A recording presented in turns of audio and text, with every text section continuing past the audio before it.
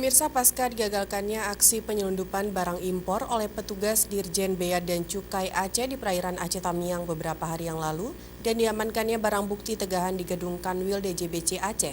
Kakanwil DJBC Aceh menunggu keputusan pengadilan apakah barang bukti dimusnahkan ataupun dilelang.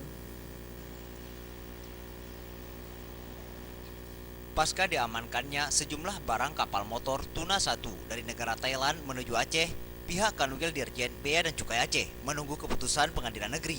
Apakah barang bukti berupa 950 karung bawang merah, 190 karung kelapa bibit, 175 batang bibit pohon kurma, 26 ekor ayam hidup, 7 karton obat atau vitamin unggas, 75 karton teh, dan 2 karung pupuk, termasuk 1 unit KM Tuna sebagai pengangkut semua barang selundupan itu, akan dimusnahkan atau dilelang yang uang hasil lelang tersebut dikembalikan kepada negara.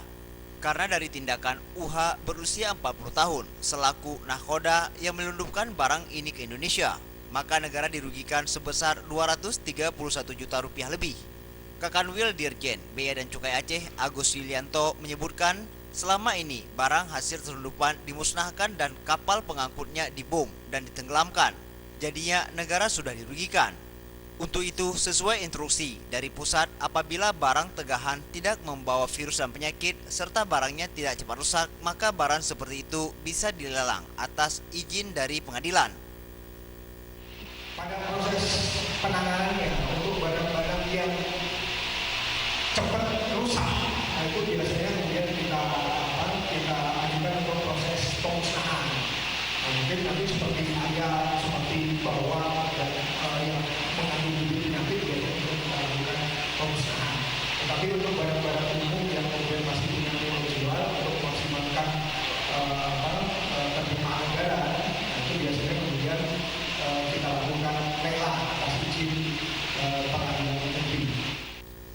Sementara itu, Kepala Satuan Karantina Pertanian Kelas 1 Banda Aceh menyebutkan pihaknya sudah mengambil sampel bawang merah, bibit batang kurma, dan bibit kelapa untuk diperiksa apakah membawa virus dan penyakit. Apabila tidak mengandung virus, maka barang pertanian itu bisa dilelang atas keputusan pengadilan dan pihaknya tidak punya kewenangan untuk memusnahkan itu.